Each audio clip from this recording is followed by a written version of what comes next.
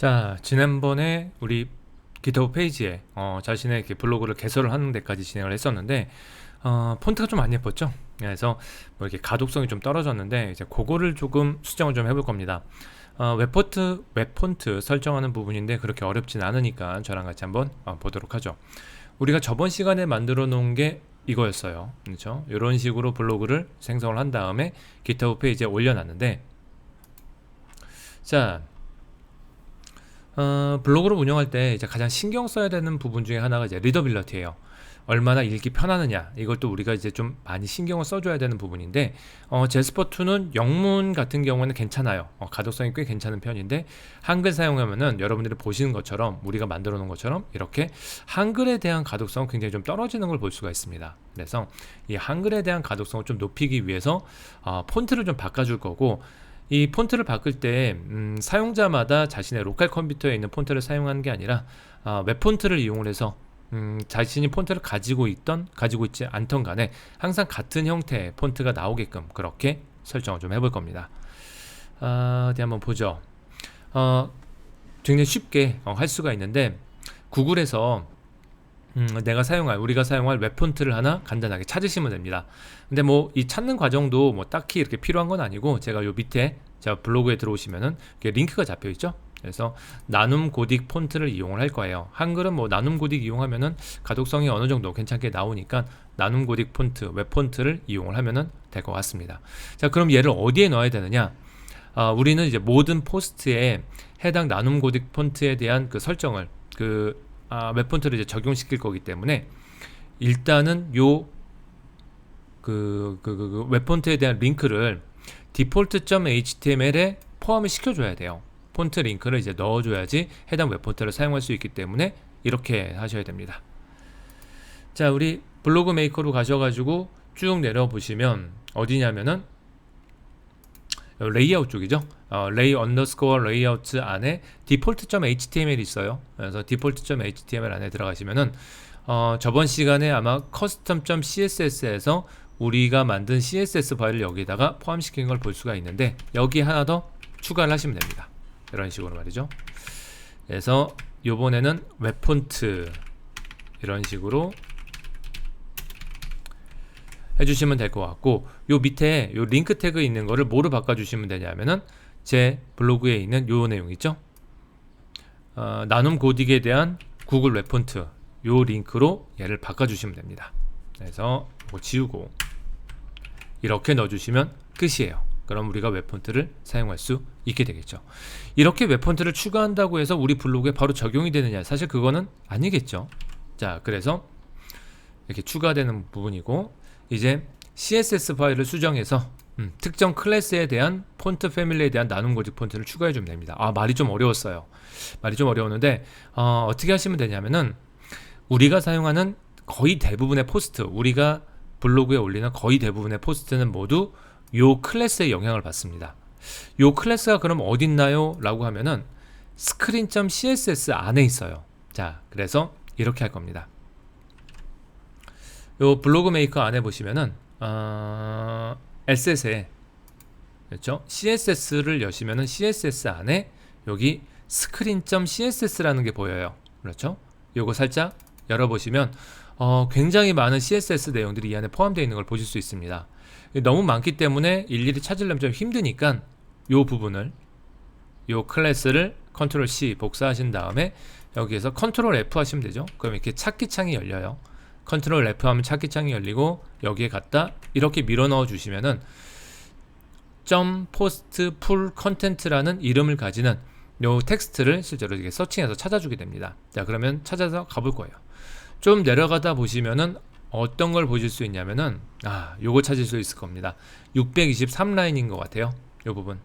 자, 요 부분에 폰트 패밀리에서 사용하는 폰트, 우리가 포스트를 올릴 때 해당 글에 사용하는 폰트가 이 폰트와 이 폰트를 사용할 거야 라고 명시가 되어 있습니다. 안타깝게도 한글 폰트는 지금 명시가 안 돼 있는 형태예요. 그래서 영문 폰트를 먼저 사용하고, 만약에 우리 한글 같은 경우에는 영문 폰트가 아니니까 얘의 영향을 받지 않겠죠. 그런 경우에는 그 다음에 나눔 고딕 폰트의 영향을 받을 수 있도록 이 부분에 얘를 넣어줄 겁니다. 그래서 제 블로그에 보시면은 이렇게 나눔 고딕 폰트를 이렇게 포함을 시킬 수가 있어요.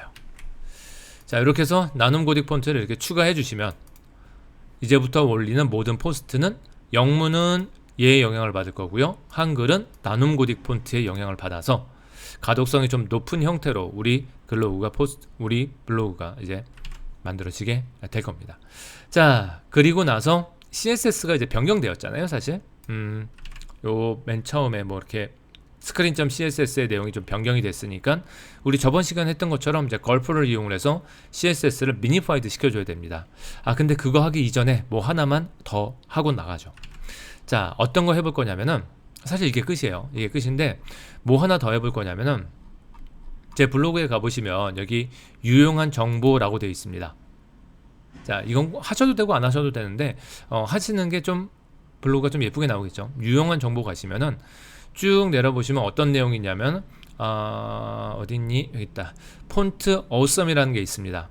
이게 폰트 어썸이 뭐냐면 이거 눌러보시면은 우리가 블로그나 사이트 작성할 때 이제 아이콘들 많이 사용하잖아요. 근데 이 아이콘을 마치 폰트처럼 사용할 수 있도록 만들어주는 놈입니다. 아이콘 같은 거 이미지를 어디서 막 구해오기도 되게 힘들잖아요. 그렇죠? 근데 이거를 마치 폰트처럼 사용할 수 있도록 제공해주는 놈이 있는데 걔를 이용을 해서 아이콘을 좀 편하게 사용을 할 겁니다. 이게 폰트처럼 사용할 거니까 이 아이콘들을 우리가 색깔을 바꾸거나 크기를 변경시키는 것도 굉장히 자유롭거든요. 그래서 굉장히 쉽게 사용할 수 있고, 지금 제 블로그에서 보는 요 앞에 있는 요런 그림들 있죠? 요런 그림들, 요 번개 표시, 이런 것들 다 폰트 어썸을 이용을 해서 만들어낸 이미지들입니다. 실제로 폰트처럼 동작을 해요. 그래서 이런 이미지를 따로 구할 필요 없이 얘를 이용을 하면은 쉽게 저런 이미지 처리를 할 수가 있으니까 우리 폰트 어썸을 이용을 하도록 하죠. 자, 이거 GPL 라이센스고 어떻게 사용하는지 우리 CDN 하나 이용을 해서 아까와 똑같이 링크 하나 걸어줄 겁니다. 그럼 제 블로그 들어오시면은 여기 링크 하나 보이시죠? 쫙 긁습니다. 그냥 아무 생각 없이 쭉 긁어서 컨트롤 C 하신 다음에 얘도 마찬가지로 어디에 넣으시면 되냐면 이런 설정 같은 경우에는 default.html 여기 들어가면 되겠죠. 그래서 여기에 우리 아까 웹폰트 추가해 놨잖아요. 그 위쪽에 여기에 이렇게 하시면 될 것 같아요. 폰트 awesome 한 다음에 이런 식으로 추가를 한 마리만 해주시면 될 것 같습니다. 그럼 이것만 추가하면은 폰트 어썸을 사용할 수가 있어요, 실제로. 그리고 이거에 대한 CSS는 이미 우리가 custom.css 우리가 저번에 작성했던 요놈 있죠? 요놈 안에 이미 폰트 어썸에 대한 설정들이 다 들어가 있기 때문에 요거 하나만 갖다 붙여주면은 쉽게 우리가 블로그에서 내용을 사용할 수 있게 됩니다. 좋아요. 자, 그래서 이런 식으로 제가 이미 만들어 놨으니까 요거 사용하는 방법은 조금만 더 여러분들이 살펴보면은 쉽게 사용할 수 있을 겁니다. 좋습니다. 그러면은 다시 돌아와서 자, 이렇게 폰트와 한글 폰트 나눔 고딕 폰트에 대한 거, 그 다음에 폰트 어썸을 이용해서 이미지를 폰트화 시켜서 사용하는 거 다 했으니까 이제 한번 제대로 나온지 한번 살펴봐야겠죠. 자, 그러면 우리 블로그를 컴파일을 해야 될 겁니다. 그러면 컴파일하기 이전에 일단 CSS부터 미니파이드 시켜야 되니까 걸프 수행을 시켜야 되겠죠. 걸프 한 다음에 CSS에서 CSS 파일을 미니파이드 시켜가지고 이런 식으로 만들어 줄 거고요. 그 다음에 컴파일 하셔야겠죠. 이런 식으로 번들 exec 지킬 서브해서 컴파일을 시켜서 우리가 올릴 GitHub 페이지에 올릴 결과물을 이렇게 만들어내면 될 것 같습니다. 일단 제대로 됐는지 한번 확인해 보기 위해서 얘를 먼저 한번 보시면 되겠죠. 자, 한번 실행을 시켜보면은 지금 보는 것처럼 일단 폰트가 좀 바뀌었어요. 그렇죠? 이런 식으로 다 폰트가 좀 나눔 굴림체로 지금 바뀌어가지고 조금 더 보기 편한 형태로, 가독성이 있는 형태로 바뀐 것을 볼 수가 있습니다. 그렇죠? 이전과 비교해 봤을 때 폰트가 이렇게 가독성 있게 변한 걸 좀 확인해 보실 수가 있을 것 같고요. 자, 그리고 폰트 어썸을 이용을 해서 기존에는 요 앞에 화살표 안 나왔었죠. 그렇죠? 이게 화살표 안 나왔었는데 폰트 어썸을 이용해서 이렇게 화살표도 우리 목차 부분에 화살표도 이렇게 나올 수 있도록 이렇게 지정까지 좀 해 놓은 상태입니다. 그렇죠? 자, 그리고 태그별 포스트 가시면은 기존엔 좀 안 예쁘게 나왔는데 이것도 역시 마찬가지로 약간 스타일을 좀 잡아서 이렇게 좀 예쁘게 보기 편하게, 예쁘다기보다는 보기 편하게 이렇게 태그별로 나누어 가지고 글이 이렇게 나눠지는 걸, 내용이 나오는 거를 확인할 수가 있을 겁니다.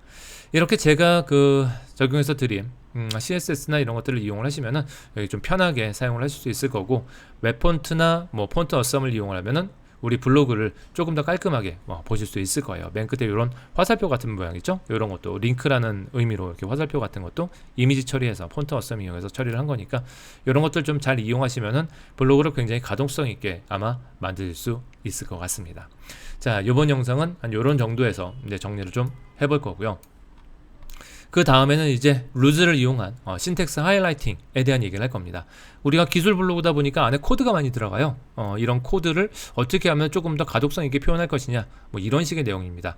별로 어렵지 않으니까 이건 그냥 다음 시간에 같이 또 진행을 해보도록 하죠. 그러면은 이번 얘기는 여기서 정리를 하도록 하겠습니다. 수고하셨습니다.